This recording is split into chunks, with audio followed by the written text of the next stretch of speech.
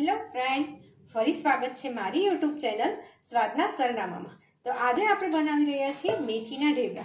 કારણ કે શિયાળો આવી ગયો છે, મેથી અત્યારે સારી મજાની મળે છે। તો એના માટે આપણે લઈશું, આમાં મેં લીધી છે 4 થી 5 લસણની કળી, 1 લીલું મરચું અને આદુનો ટુકડો। એને હું ખાંડી નાખીશ, જેને આપણે મિક્સરમાં ગ્રાઇન્ડ નથી કરવાનું, પણ એને હાથે ખાંડી દસ્તામાં ખાંડવાનું છે। અને મેથીના થેપલામાં ટેસ્ટ વધારવા માટે લોકો ખાંડનો ઉપયોગ કરતા હોય છે, પણ એના કરતાં તમે 1 ચમચી ગોળનો ઉપયોગ કરશો તો સારા બનશે।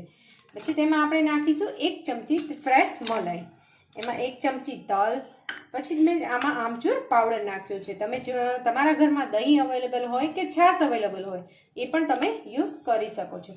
પછી એમાં આપણે ધાણા જીરું, હળદર, લાલ મરચું પાવડર અને બાજરીનો લોટ એડ કરીશું અને મીઠું સ્વાદ પ્રમાણે નાખીશું। તો આપણે હવે લોટ બાંધવાની તૈયારી કરી દઈશું। તો એમાં મેં પહેલાં 1 વાટકી બાજરાનો લોટ લીધો છે, એ મિક્સ કરીશું। પછી જે મેં આપણે આદુ મરચાં અને લસણની પેસ્ટ બનાવી છે, જે મેં હાથેથી ખાંડીને કરી છે, મિક્સરમાં ક્રશ નથી કરવાની, એ એડ કરી દઈશું।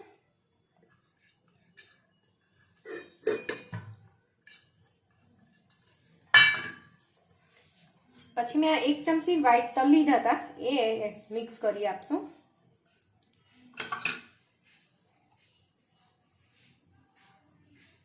પછી મેં 1 ચમચી ફ્રેશ મલાઈ લીધી છે, એ આપણે મિક્સ કરી દઈશું, જેથી તમારા થેપલા એકદમ પોચા રૂ જેવા થાય છે।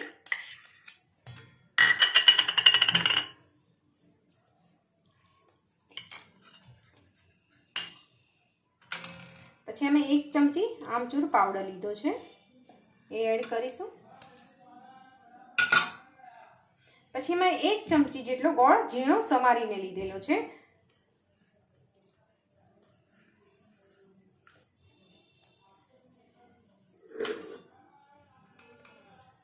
પછી એમાં આપણે અડધી ચમચી જેટલી હળદી,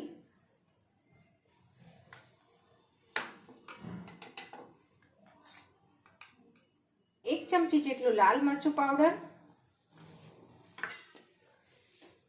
અને 1 ચમચી જેટલું ધાણા જીરું પાવડર એડ કરીશું।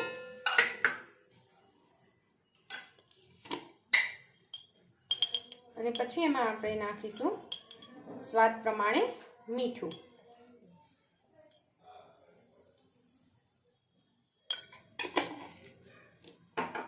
તો આ બધું આપણે સારી રીતે પહેલા મિક્સ કરી દઈશું।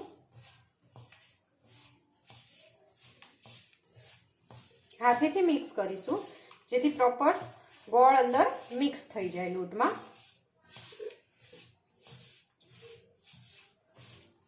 તમે જોઈ શકો છો આ બધું સારી રીતે અંદર મિક્સ થઈ ગયું છે।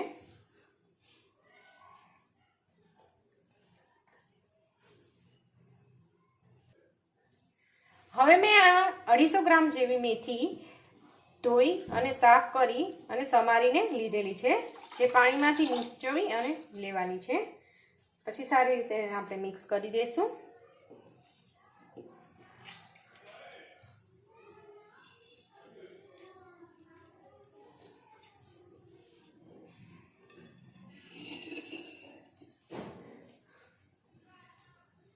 પછી આપણે એમાં અડધો બાઉલ જેટલું ઘઉંનો ઝીણો લોટ એડ કરશું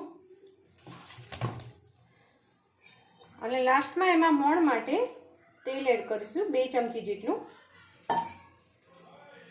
પછી આ બધું મિક્સ કરી અને આપણે એક ડો તૈયાર કરશું। પછી આપણે લોટ બાંધતા જરૂર મુજબ તેમાં પાણી એડ કરતા રહીશું। લોટ આપણે બહુ ઢીલો પણ નહીં અને કઠણ પણ નહીં એવો બાંધવાનો છે।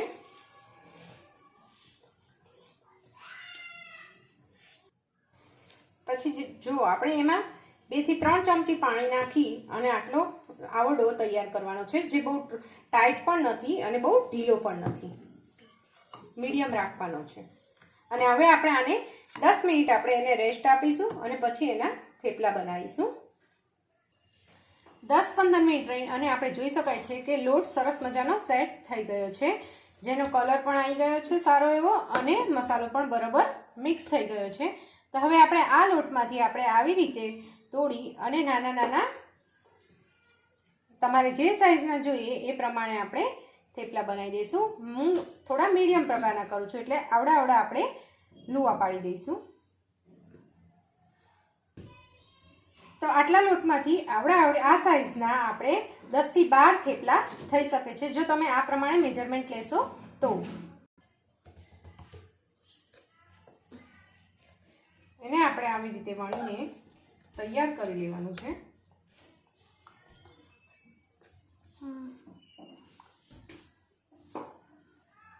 સર્વ કરી શકો છો. હવે આપણે એને શેકી લઈશું.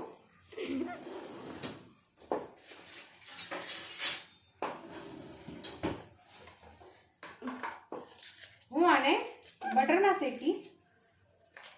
તમારે ઘી, તેલ અથવા બટરમાં તમે શેકી શકો છો. બટરમાં શેકવાથી એનો ટેસ્ટ અલગ જ આવે છે અને સારા પણ થાય છે અને ક્રિસ્પી પણ થાય છે.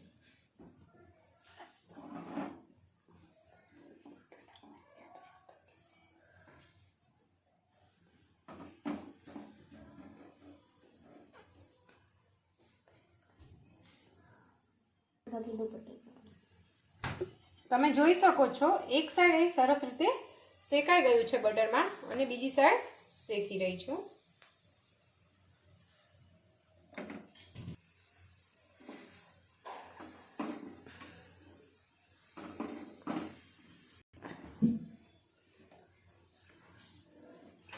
તો જ્યારે આ શેકાય છે ત્યારે તેની અલગ જ કંઈક સ્મેલ આવે છે અને ટેસ્ટમાં પણ એટલા સ્વાદિષ્ટ લાગે છે. તો હવે આ શેકાઈ અને રેડી થઈ ગયું છે. તો આપણા આ ઝટપટ બની જાય એવા ચટપટા મેથીના થેપલા તૈયાર છે જેને તમે આચાર સાથે પણ સર્વ કરી શકો છો અને ચા સાથે પણ કરી શકો છો. જે તમારે મોર્નિંગ નાસ્તામાં પણ ખાવા હોય એ પણ ચાલે છે. તો જો તમને આની રેસીપી ગમી હોય તો તમે મારી ચેનલને લાઈક અને સબસ્ક્રાઈબ જરૂર કરી આપજો. Thank you.